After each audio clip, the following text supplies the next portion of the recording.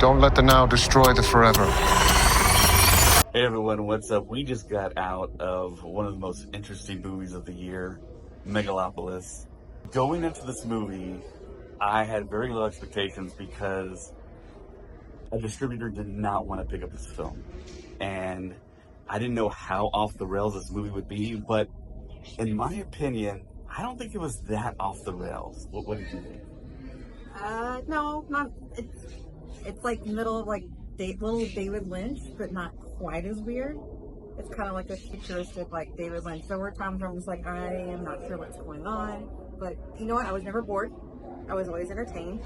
So there's that. So yeah, I thought that this was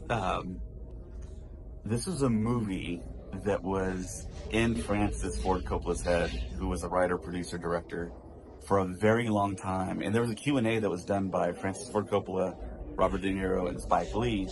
And De Niro said that he thought that he read a script for this table read about 30 years ago. And I knew it was an old story.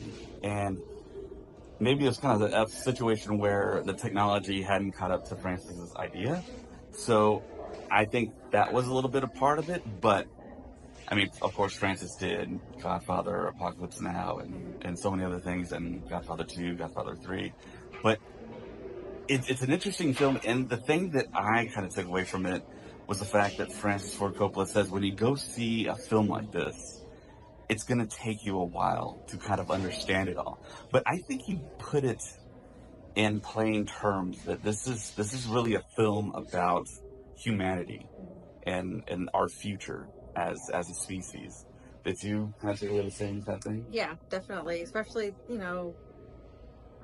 without like giving away things, but like creating a better future for children and stuff like that. So yeah, I definitely got those vibes for sure. Right. It was star-studded. I mean, just about everyone that you saw in the trailers, and there was actually some actors that didn't get the notoriety that were actually in the film as well. And we'll leave that as a surprise. But I thought overall it was a good film. I don't understand why distributors didn't want to take on this project, but I think it actually can find an audience. It's just the marketing aspect of it. I don't think a lot of people know about Megalopolis, but there was quite a bit of people in our theater, which was kind of surprising. So I liked it. I'm positive about it. I hope this finds an audience. I hope people go see it, because I feel like it's like an old tale just redone for today's times.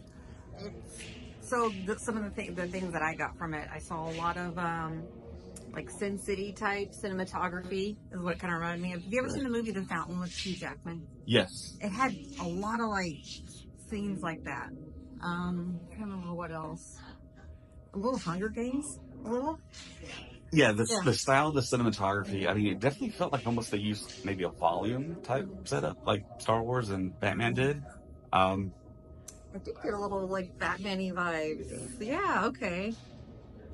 There's Shia LaBeouf. Yeah. Kind of reminded me of the Riddler at one point, just causing chaos, and yeah, that's kind of reminded me. Yeah, Shia LaBeouf was totally like chewing up scenery in this film, and it was awesome.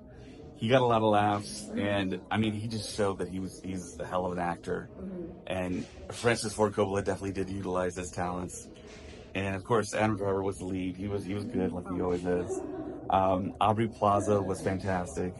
Giancarlo Esposito was himself. I mean, he's basically a solid actor. And yeah, I mean, it was a good entry, I think, in the Francis Ford Coppola library of films that we have. And I just don't get why distributors were kind of like wary of it, but it's an interesting film. It's for today, for Hollywood films today, it's definitely an outlier, but I'm definitely positive on it. I recommend to go see it. For sure. Like even like mostly like the cinematography, the set designs, the costumes. I mean, chef's kiss on the costumes, really. The music, score, everything. I would definitely recommend it to people. So much to accomplish, but is there time?